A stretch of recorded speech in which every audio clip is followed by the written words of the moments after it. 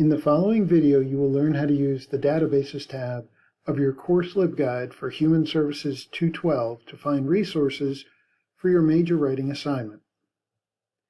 Each one of the boxes that you see on this screen is either a link to an individual database available through the library or a listing of databases in a subject area that you could access to conduct research. We're going to start off by discussing first, what is a database?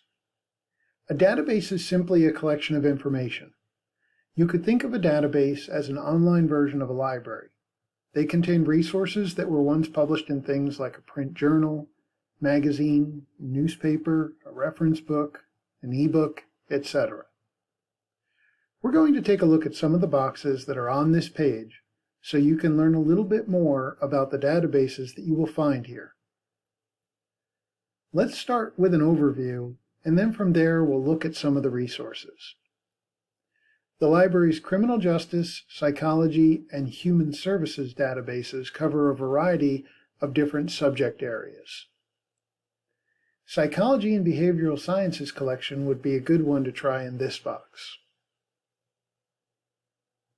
Below that, you'll find our allied health databases. These are databases that focus on topics related to both physical health as well as mental health. The two CINAHL databases are the most popular ones in this box, and they're labeled as being best bets. In addition to these two CINAHL databases, a few other ones that might be of interest to you for this particular assignment are AAFP Conditions A to Z,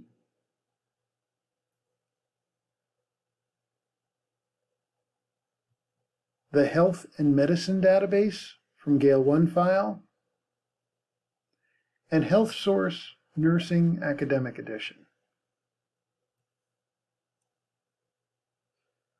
Also on this page is the Statistical Abstract of the United States. This is a database that our library subscribes to that gives you government statistics. You might be able to find a statistic about your disability from this resource. We're going to start out with AAFP Conditions A to Z. With this database, you would type in the disability that you're searching for in the search box, and any results that match what you search for will come up on the list.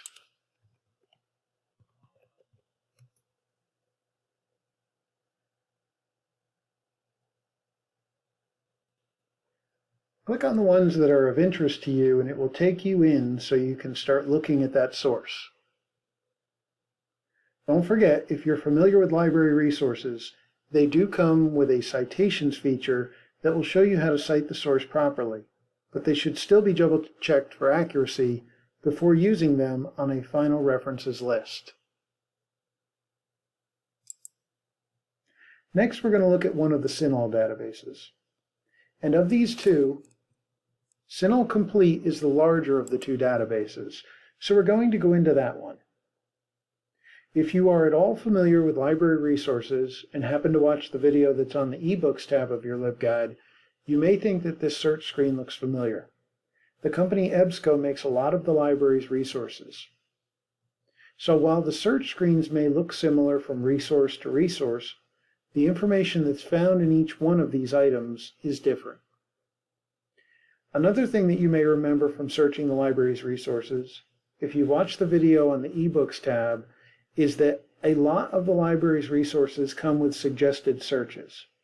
What they're doing is they're telling you, we think this is what you may be looking for. Does one of these searches fit the criteria that you want?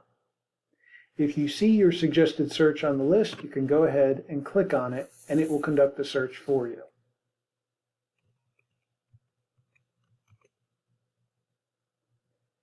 If I was looking for deafness, you can see it's here on the list, but they do give me some other suggested searches. This is great for finding other search terms that you may not have necessarily thought of. Whereas I maybe would be thinking I'm strictly going to search for deafness, I may not have thought of the word deaf as a search term, or the phrase hard of hearing, or the phrase hearing impaired as being possible searches. One thing that you'll notice in this particular search, they put the word "or" between all the suggested search items. What "or" does when you put it between different sets of search terms or phrases is it tells the library resource that it can find any resources that have this, this, this, or this. It doesn't have to have all of them. It just has to have at least one of those components within what it finds. An "or" search is very broad. Let's say I did a simple search just for deafness. I'm going to get every result that includes that search term. If I want to narrow down a results list, all I have to do is add the word and another search term. What that does is it adds another component to the search so that everything that's found includes both of my search terms.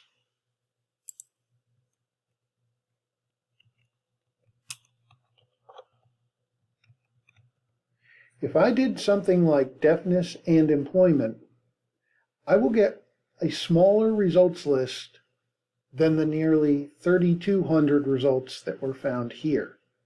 And doesn't have to be capitalized. I do it strictly so it stands out to you when you see this search.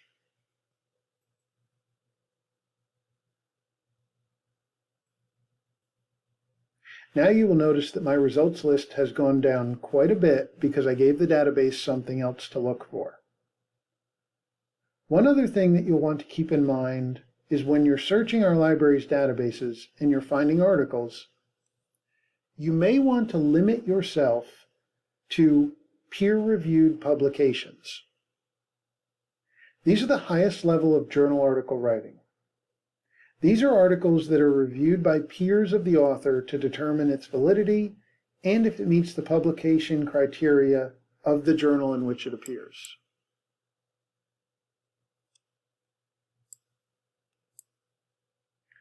When you check that box, oftentimes your results list will go down a little bit because you've given something else for the database to look for.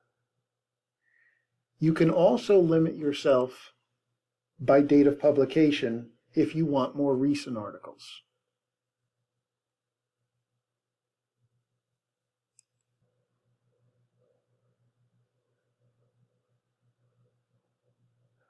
When you find one that looks good to you, simply click on it and it takes you to a page that looks like this. Often with our databases, what you'll want to do is look for the PDF full text link. That will take you in so you can read the actual article itself as it originally appeared in print.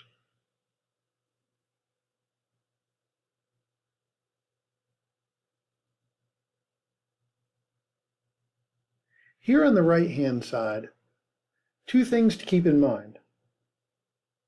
You have an email button that allows you to send this to yourself. You can also send an APA citation along with the article. So that you get both of these items in your inbox, and then you don't have to go back and find this article again in the future. If you're curious to see what the citation would look like, there is a Cite button as well that you can click on. Again, do double check any citations that are given to you for accuracy. One of the main things that you want to look for is capitalization. Because the library's citations in our databases are computer generated, there are sometimes issues with either overcapitalization or undercapitalization. Do look over anything that's given to you before using it on your references list. While I'm not going to do a search in it, I will click on the Statistical Abstract of the United States so you can see what it will at least look like if you were considering looking for any statistics.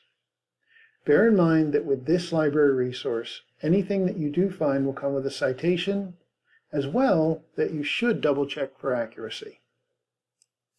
Don't forget, the library is here to help you. So if you need any assistance, please use the Get Help tab to locate all the various methods for contacting the library to receive assistance. Thanks for watching.